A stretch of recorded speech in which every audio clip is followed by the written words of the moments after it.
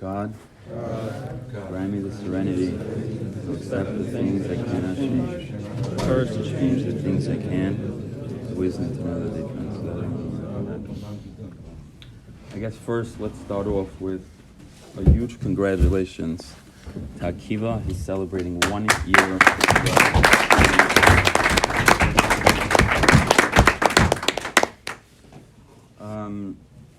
The reason we're here is to be able to get to a year of sobriety, and then 2 years, and then 3 years, and then 4, and then so on and so forth, one day at a time, to bring our lives back together. And just 10 seconds, Akiva is somebody who is a special part of our recovery, somebody who does tremendous amount of service for the group, somebody is humble enough to be willing to take direction to the point of even asking if he should celebrate today, because it's not about him, it's about the group. And that's how you get sober a year, by not making it about you. My whole life, my masturbation, my porn was mine. It was secretive, it was hidden. It was my stash, it was my girls and my fantasy. I could be driving to Brooklyn and I got my girl sitting on the side. She's not there, but I got her. I could be talking to my wife, but I have a different wife with me. And Akiva, watching your journey, I wish they could be literally like they have, the before and after pictures of a guy losing, 75 pounds. I wish you could have seen the before Akiva and the now Akiva. And that's really going to be, the next meeting, step 2. So congratulations, and it's really special. I wish everybody could share about you. Maybe we could do it a different day, but really, congratulations.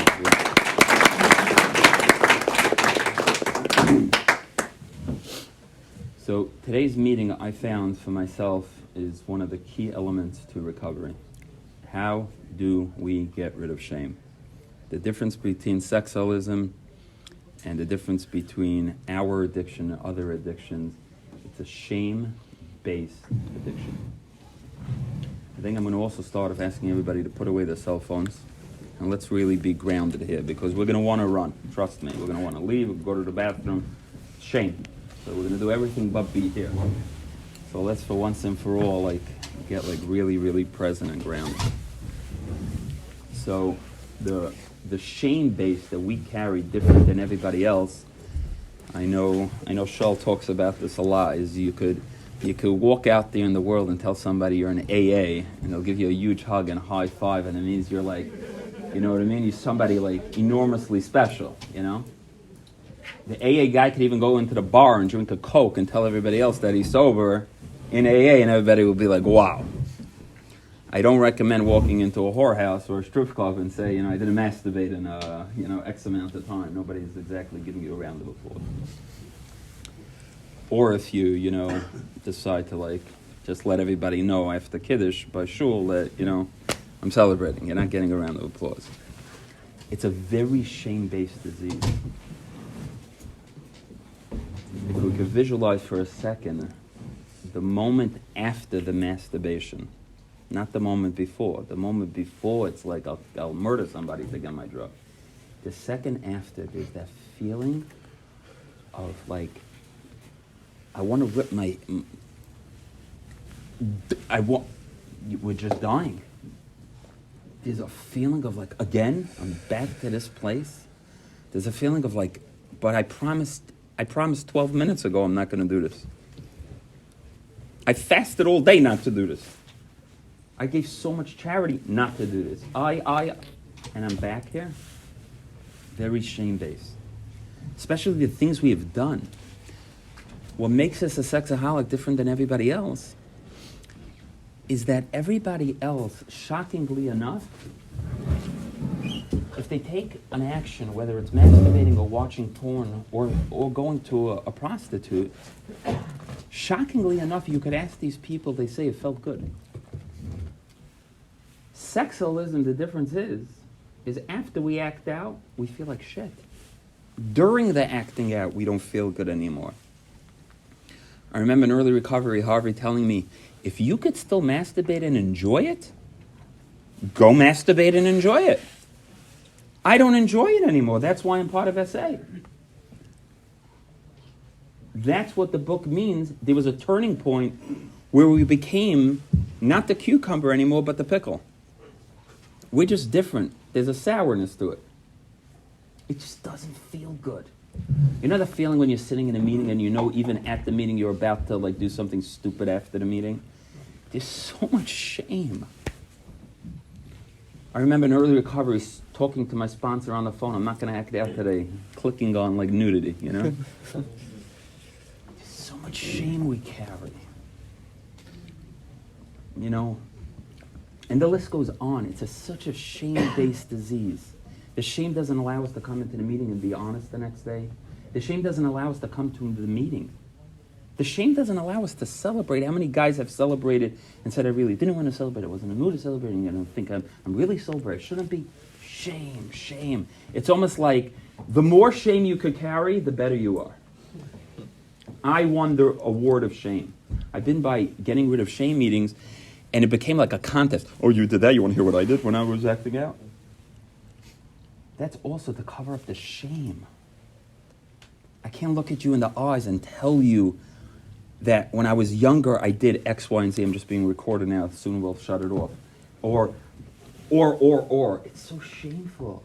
I'm sober. Chaim S., who is sober for now 12 and a half plus years, has watched porn in recovery. It's shame-based. It's like, Chaim S. is Chaim S., you know? It's like, I graduated from sexualism as if. Chaim S. in early recovery walked into a strip club with his head down like a bentire, you know? Like somebody who doesn't look. Because I'm in sobriety. You know? Because this is shame. I can't tell you that. Oh my God. The reason I'm in Sexaholics Anonymous is because I have perfect recovery. I'm not addicted to sex and lust.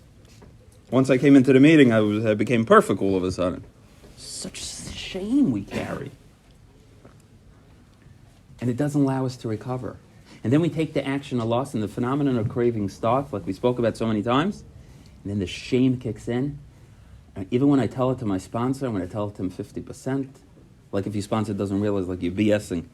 You know what I mean? It's like going over to your teacher and saying, I have a friend that has a problem with masturbation. I'm trying to help the guy. Your teacher and you both know we're talking about you.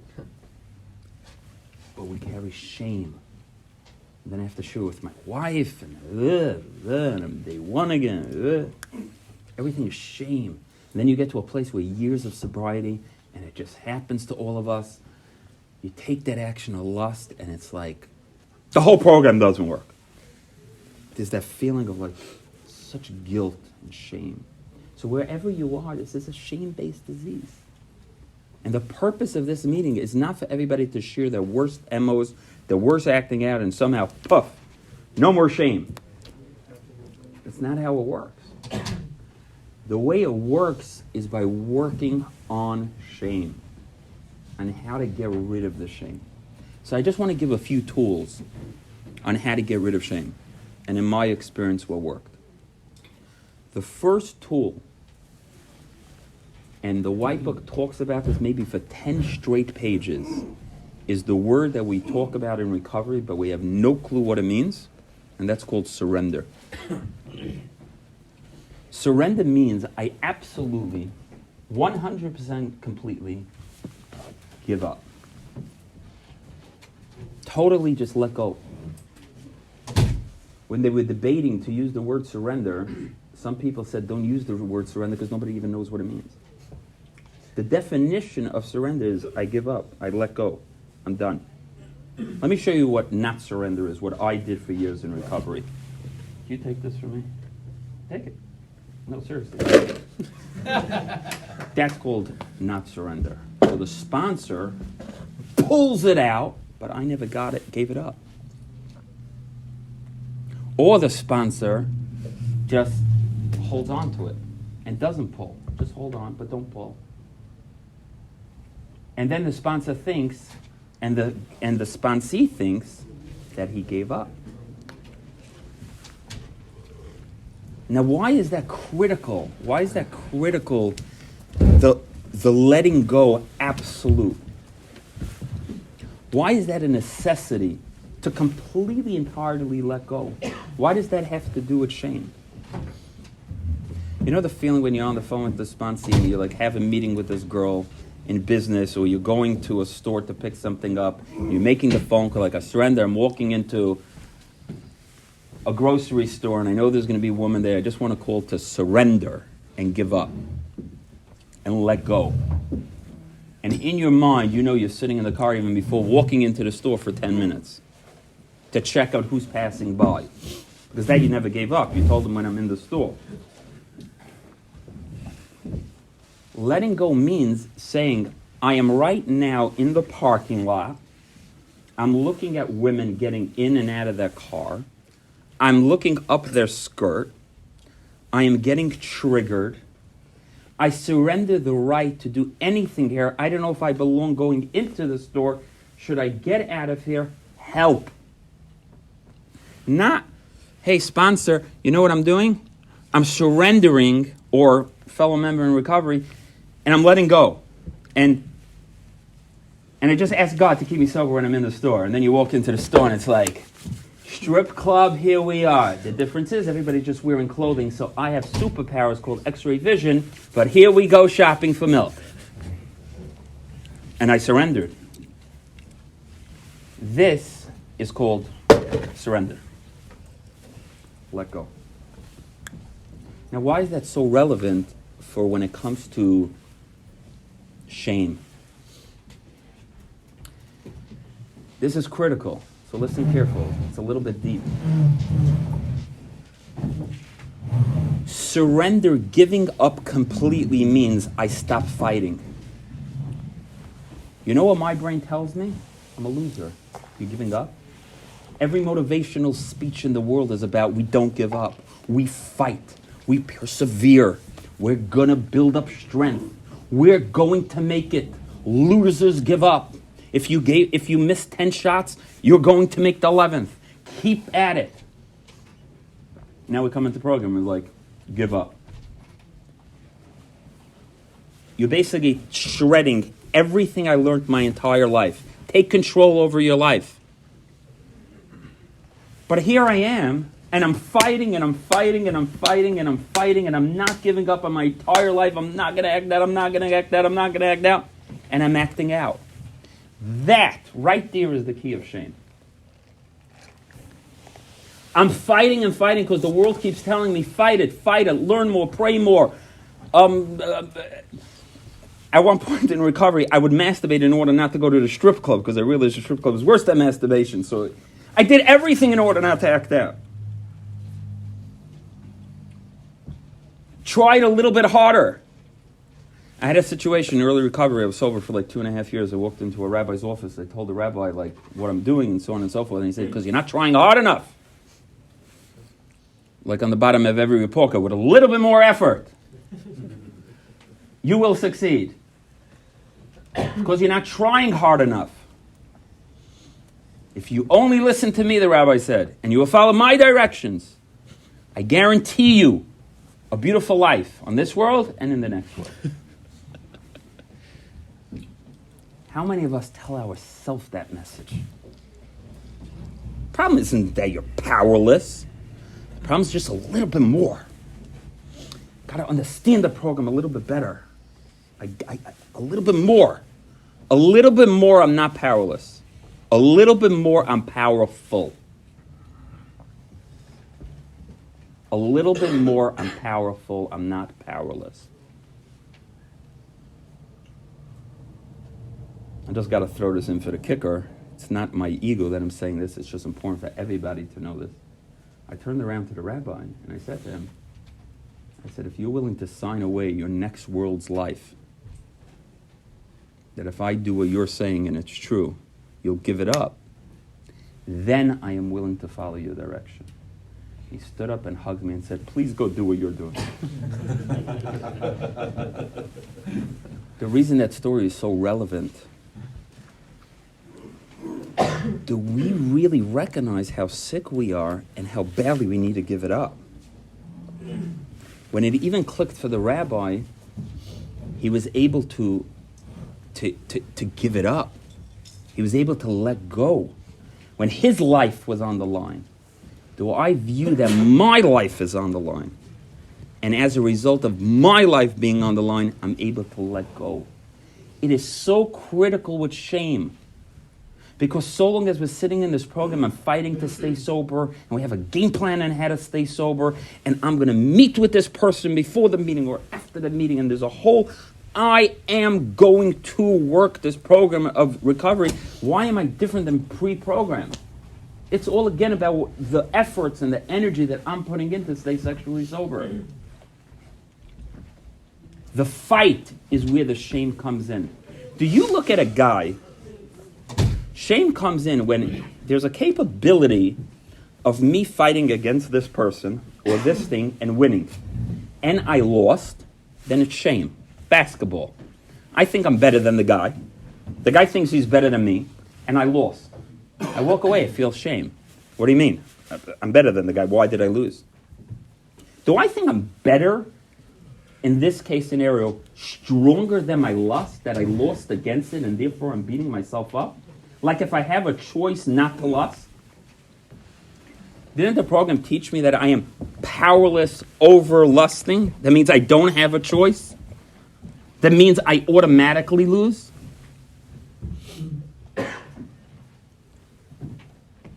Do we look at a guy who walks down the street and there's a gang of 10 with guns, machetes and all, coming against him?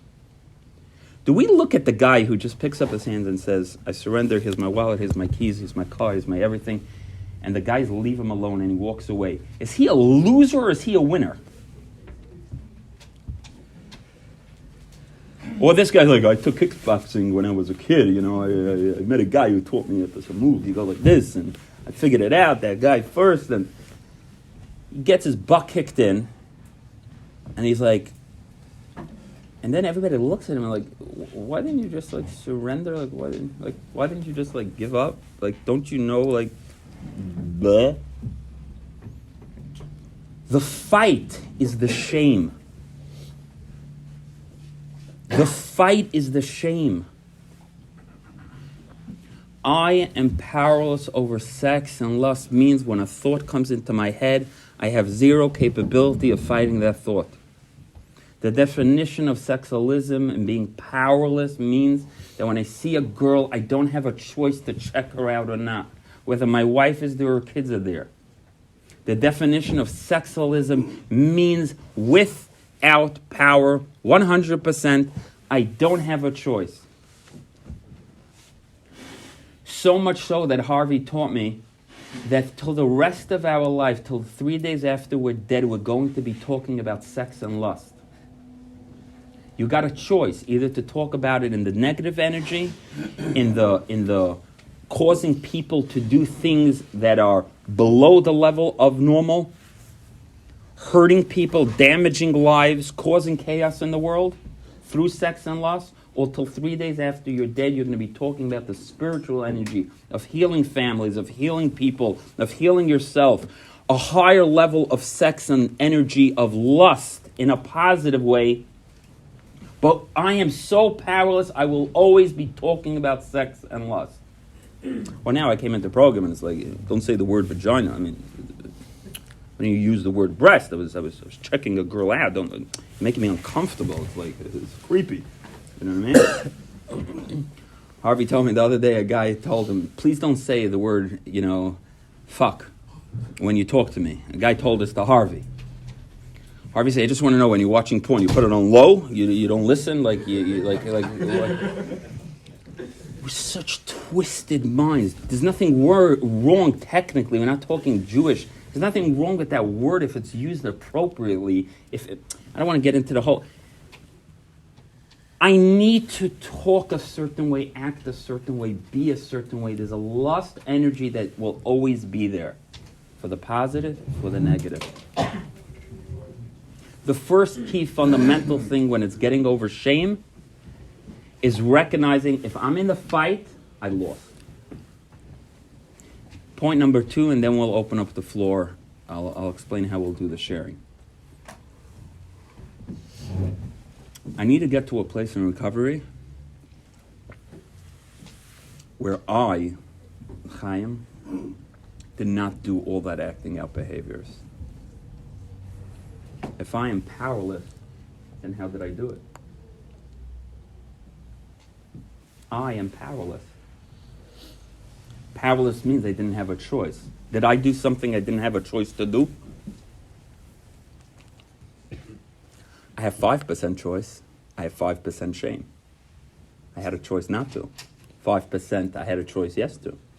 So I carry 5% shame. Somehow that 5% shame overrules the 95% of not shame, and the 5% shame defeats the entire shame, the entire surrender, the entire 95% of me feeling powerless. It could even be 1%, by the way.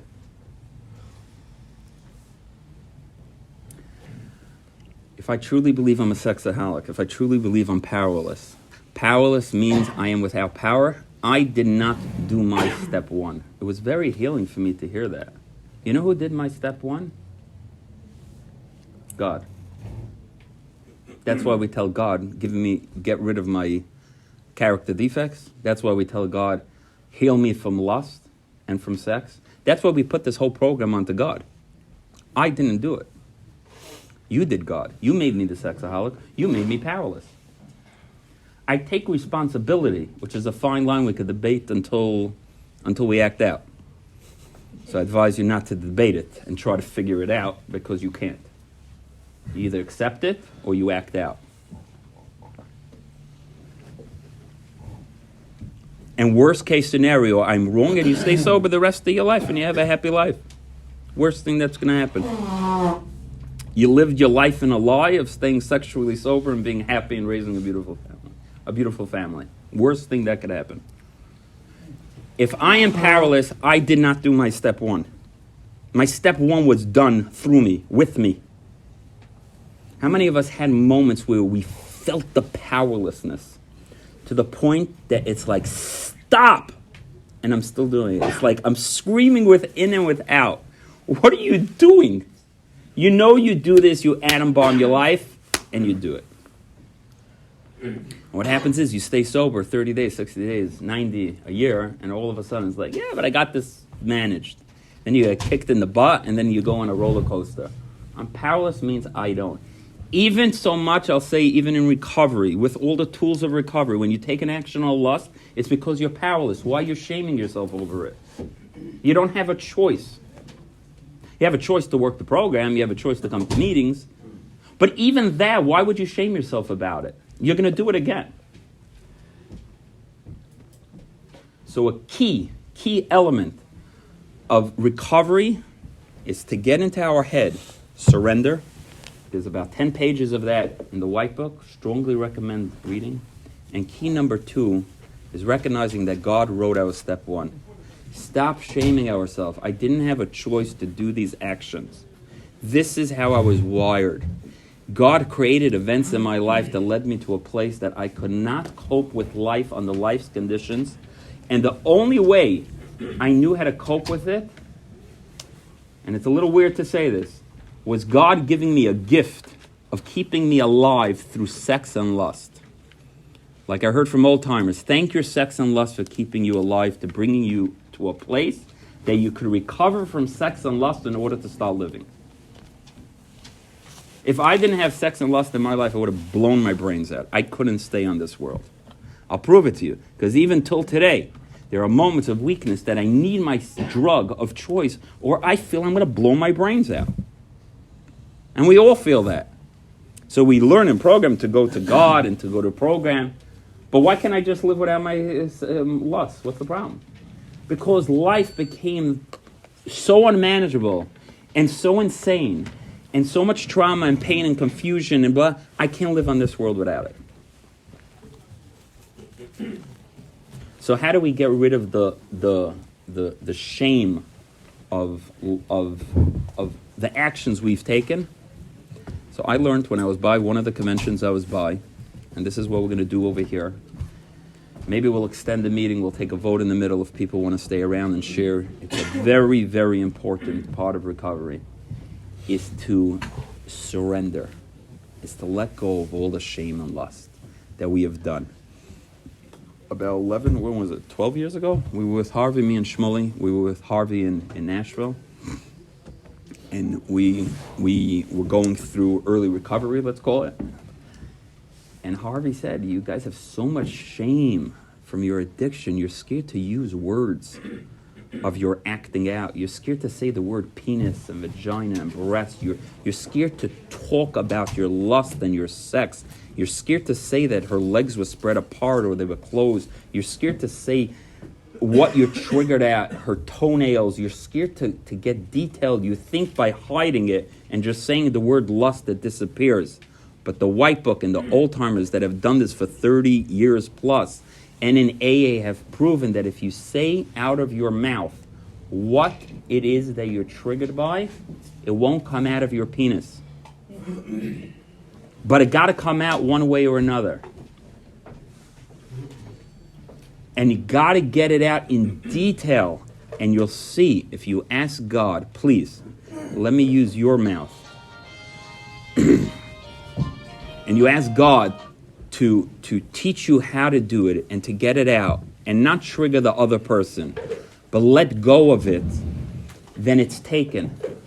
But anything that's staying in secrecy doesn't get taken. And you'll see when you're talking to people on the phone, try to get out of them what they're really saying. What are they really watching? What are they really looking at? And don't be worried that you're going to get triggered if you hear what they're doing.